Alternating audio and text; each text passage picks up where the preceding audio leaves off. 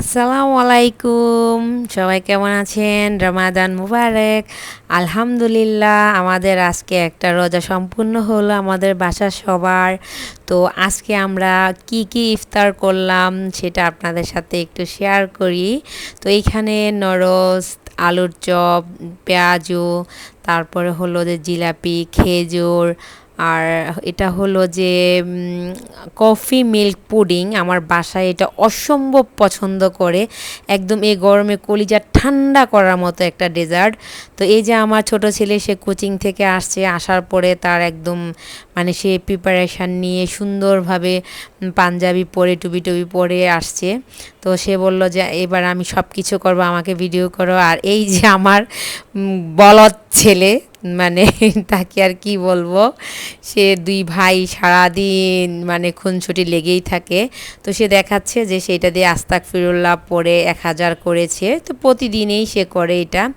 আর মুড়ি তো থাকবেই, কারণ ছোলার সাথে মুড়ি না হলে হয় না। আর এখানে যে ট্যাং বানিয়ে নিলাম। তো আমার ট্যাংয়ের দিকে একজনে নজর দিয়েছে আমার ব্লগ দেখার পরে। আমার ট্যাংয়ের দিকে এক কুটনি বুড়ি নজর দিয়েছে। আমি জানি না আমার কি হবে, সবাই আমার জন্য একটু দোয়া করবেন। তো যাই হোক, দুষ্টামি করলাম। এখন আমার ছোট ছেলে, সে তো মানে ট্যাং খুবই পছন্দ করে, অরেঞ্জ ট্যাংটা। তো ওই জন্য অরেঞ্জ ট্যাং দিলাম। আর দুইটা ট্যাংয়ের দাম নিয়েছে আমার প্রায় 3600 টাকা, 3600 টাকা আর কি। আসলে সব কিছুর দাম অনেক বেশি, তাই না? তো যাই হোক, আস্তে আস্তে ইফতারের টাইমও হয়ে যাচ্ছে। তো আপনারা কে কোন জায়গা থেকে দেখছেন অবশ্যই কমেন্টস করে জানাবেন। আর অবশ্যই একটা লাইক দিয়ে ফুল ভিডিওটা ওয়াচ করবেন। আর এই যে মাশাল্লাহ মাশাল্লাহ আমার কিউট বাচ্চাটা, তো সে খুবই এক্সাইটেড, মানে ইফতার করবে। টেবিল গুছানো দেখে একদম মানে খুব জোরে সুরে চিৎকার দিয়ে বলতেছে আজকে আমি ইফতার করব, ইফতার করব। যদিও সে রোজা রাখার জন্য রাতে উঠছিল, বাট আমি দেইনি, কারণ তার এক্সাম চলতেছে আজকে থেকে। তো বললাম যে এক্সাম শেষ হওয়ার পরে তারপর তুমি রোজা রাখবে। আর এই যে আমাদের মাশাল্লাহ আলহামদুলিল্লাহ, আল্লাহ রিজিকে যা রেখেছে আলহামদুলিল্লাহ আলহামদুলিল্লাহ। তো আমরা আসলে আজকের ইফতার আমার বাসায় না, মানে ছোলা, তারপরে হলো যে পেঁয়াজু, বেগুনি, আলুর চপ, এটা খুবই মানে পছন্দ করে সবাই। বলে যে এটা তো নর্মালি অন্যান্য সময় খাওয়া হয় না, অন্যান্য সময় নান, গ্রিল, এটা সেটা হাবিজাবি খাওয়া হয়, বাট এই জিনিসটা তো ইফতার মানে আগে থেকে আমরা দেখে আসছি এই খাওয়াটার। আমার বড় ছেলে বিশেষ করে খুব পছন্দ করে। তো মাখামাখির কাজটা আমার বড় ছেলেই করে। আর এই যে আমার ছোট ছেলে বলতেছে যে আমাকে একটু আলাদা করে প্লেটে গুছিয়ে সুন্দরভাবে গুছিয়ে দিবে। তো আমি বললাম যে ঠিক আছে, তোমার জন্য আমি সুন্দর একটা প্লেট রেডি করতেছি।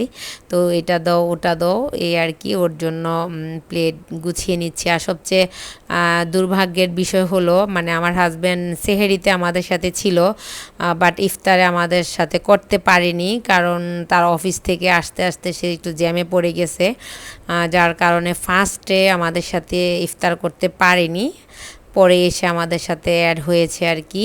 তো এই জন্য আমার হাজব্যান্ডকে আর দেখাতে পারিনি। তো ছোটো ভাই, মানে মানে আমার ছোট ছেলে, যে ওটা প্রথমে বলল রেডি করো, তারপরে এখন আমার দাদা ভাইয়ের জন্য রেডি করো, তারপরে ওর ভাইয়ের জন্য আমি রেডি করতেছি।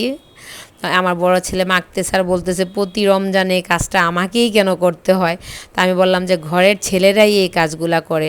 তো মাশাল্লাহ ইফতার সামনে রেখে দোয়া করলে আল্লাহ দোয়া কবুল করে।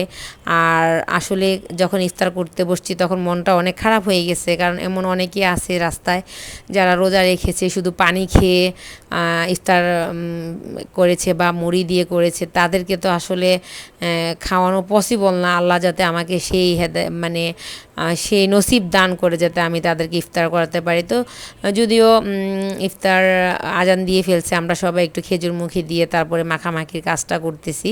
তো আমার বড় ছেলে বিরক্ত হয়ে গেছে এক পর্যায়ে এসে। এখন এই যে ছোটজন খাচ্ছে, মানে সে তো খুবই এক্সাইটেড আমাদের বাসায়। মানে এমনি তো সবাই বলে যে আমার ছোট ছেলে মোটামুটি অনেকটা আমার মতো হয়েছে, পরিপাটিভাবে বা গুছিয়ে চলাটা সে খুবই পছন্দ করে। আমাদেরকে বলতেছে যে তোমাদেরকে ভিডিও করবা না। তো আমি বললাম যে কেন আমাদেরকে ভিডিও করব না? বলতেছে তোমরা সুন্দর করে সেজেগুজে আসো নাই, সুন্দর জামা পরো নাই, আমি সুন্দর জামা পরে আসছি। তো এই যে আমার হাজব্যান্ড চলে আসছিল, তো এই পাশ থেকে উনিও আমাদেরকে ভিডিও করে দিচ্ছে।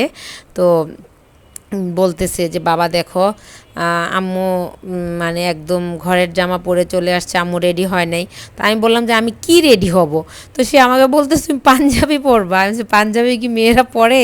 তো হাসি চলে আসছে, মানে ওর বাবার সাথে বলতেছি।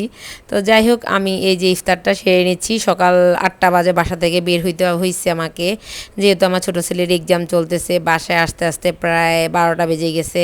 12টা বাজে আসার পরে শরীর এত টায়ার্ড, মানে এতক্ষণ বসে থেকে একদম তার পরীক্ষা শেষ করে তারপরে বাসায় নিয়ে আসছি। তারপরে আবার তার কোচিং ছিল 3টা থেকে 5টা পর্যন্ত। তারপরে আবার সব রেডি করা, মানে আজকে প্রথম রোজা তো শরীরটাও একটু ক্লান্ত লাগতেছে আর খুব টায়ার্ড লাগতেছিল।